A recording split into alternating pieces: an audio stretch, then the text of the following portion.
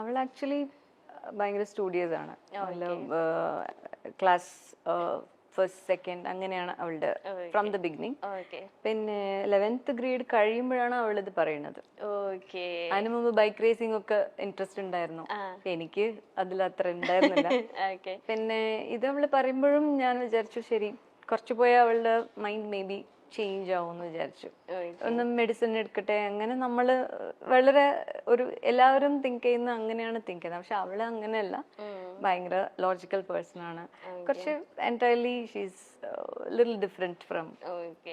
ഇപ്പം എന്താ നിങ്ങളുടെ ഇടയിലുള്ള സ്പേസ് എന്ന് വെച്ചിട്ടുണ്ടെങ്കിൽ മോള് അങ്ങ് ഉയരങ്ങളിലാണ് അല്ലേ? അമ്മ ഇവിടെ ഇങ്ങനെ ഷൂട്ടിന്റെ പ്രൊമോഷൻസ്, അപ്പം ഒരുപാട് ടൈം സ്പെൻഡ് ചെയ്ത വ്യക്തികളായിരുന്നു നിങ്ങൾ രണ്ടുപേരും അല്ലെ? ചേച്ചി അങ്ങനെയായിരുന്നു. വൺസ് അവള് ഇതിന് തുടങ്ങുമ്പോഴേ കുറച്ച് ബ്രേക്സ് എല്ലാം ഞങ്ങൾക്ക് ഉണ്ട്, ഗ്യാപ്സ് എല്ലാം ഉണ്ടാവും. അവള് പിന്നെ അവളുടെ ഫ്ലൈയിങ് സ്കൂൾ ഫ്ലോറിഡയിലായിരുന്നു. അപ്പൊ ഒരു 1.5 കൊല്ലം ഇങ്ങനെ കുറച്ചായിട്ട് അവള്. അപ്പൊ ആദ്യത്തെ ഗ്യാപ്പ് വന്നപ്പോ തൊട്ട് എങ്ങനെയാണ് അത് ചേച്ചിയിലേക്ക് നല്ലോണം എഫക്ട് ചെയ്ത് കാണുമല്ലോ, നിങ്ങൾ രണ്ടുപേരിലേക്ക് എഫക്ട് ചെയ്ത് കാണും, എങ്ങനെയാണ് അതൊന്ന് മാനേജ് ചെയ്തെടുത്തത്? ഫസ്റ്റ് അവള് ഗ്രൗണ്ട് കോഴ്സ് വന്നിട്ട് ബാംഗ്ലൂരിൽ ചെയ്തു. അപ്പം ഞാൻ എല്ലാം പാക്ക് ചെയ്ത് ഞാൻ അവിടെ പോയിട്ട് സെറ്റിൽ ആവാൻ വേണ്ടി പ്ലാൻ ചെയ്തതാണ്. Just 3 months course. ഞാൻ പറഞ്ഞു 3 months അവള് ഇല്ലാതെ എനിക്ക് ഇരിക്കാൻ പറ്റില്ല, അവൾ എവിടെ പോയാലും ഞാൻ പോവും, അവിടെ ഒരു കിച്ചൺ സെറ്റ് ചെയ്തിട്ട് ഞാൻ എവിടെയെങ്കിലും സ്റ്റേ ചെയ്യുമെന്ന് പറഞ്ഞിട്ടാണ് പോയത്. പക്ഷെ അവള് ഭയങ്കര കോൺഫിഡന്റ് ആയിരുന്നു. പിന്നെ അവൾക്ക് സമയമില്ല നമ്മളുടെ കൂടെ സ്പെൻഡ് ചെയ്യാൻ, ഫുൾ ഇരുന്ന് എപ്പോഴും പ്രിപ്പയർ ചെയ്യണം.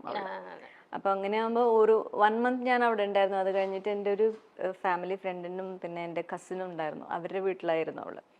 So she manage those 2 months. അപ്പോഴാണ് എന്താ പറയാ, കുട്ടികൾ നമ്മളെ പാരന്റ് ആയിട്ട് വളർക്കുകയാണ്. I raised her as a child and she raised me as a mom.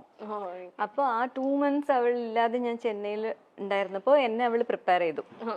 അപ്പൊ എനിക്ക് ഒരു കോൺഫിഡൻസ് വന്നു, ശരി അവള് ഫ്ലൈയിങ് സ്കൂളിൽ എവിടെ പോയാലും she can manage on on. അങ്ങനെയാണ് അവളെ വിട്ടത്. ഇപ്പൊ ചേച്ചിയുടെ ഒരു ആക്ടിംഗ് ഹിസ്റ്ററി എടുത്ത് നോക്കുകയാണെങ്കിൽ എല്ലാ സൂപ്പർ സ്റ്റാർസിന്റെ മിക്ക സൂപ്പർ സ്റ്റാർസിന്റെ ഒപ്പം ചേച്ചി ആക്ട് ചെയ്യും. സംഗീത മാഡം, ഈ ചിന്താവിഷ്ടയ ശ്യാമള എന്ന സിനിമയിലേക്ക് സാക്ഷാൽ മോഹൻലാലാണ് മാഡത്തിനെ സജസ്റ്റ് ചെയ്തത് എന്ന് കേട്ടിട്ടുണ്ടല്ലോ, അത് സത്യമാണോ? ഞാൻ ശ്രീനി സാറുടെ ഒരു ഇന്റർവ്യൂ കണ്ടു ലേറ്റസ്റ്റ് ആയിട്ട്. അപ്പൊ അതിലാണ് ഞാൻ അറിഞ്ഞത്. ആണോ? ചേച്ചിക്ക് അറിയില്ലായിരുന്നു. ഓക്കെ. അല്ല, ഫസ്റ്റ് മലയാളത്തിലേക്കുള്ള എൻട്രി ലാലേട്ടന്റെ സിസ്റ്റർ ആയിട്ടായിരുന്നു അല്ലെ? നാടോടി എന്ന മൂവിയിലായിരുന്നു എൻട്രി. ആ സമയത്ത് ലാലേട്ടൻ ഒരുപാട് പിക്ചേഴ്സ് ഒക്കെ ചേച്ചിയുടെ അടുത്ത് തന്നിട്ടുണ്ടായിരുന്നു. സെറ്റിലുള്ള പിക്ചേഴ്സ് ആണോ, സിംഗിൾ പിക്ചേഴ്സ് ആണോ? അല്ല, അത് ആക്ച്വലി ഷൂട്ടിംഗ് കൊടൈക്കനാലിലായിരുന്നു. അപ്പൊ വളരെ ബ്യൂട്ടിഫുൾ അറ്റ്മോസ്ഫിയർ ആണ്. അപ്പൊ മോഹിനി ചേച്ചിയാണ് അതില് ലീഡ്, ഫീമെയിൽ ലീഡ്.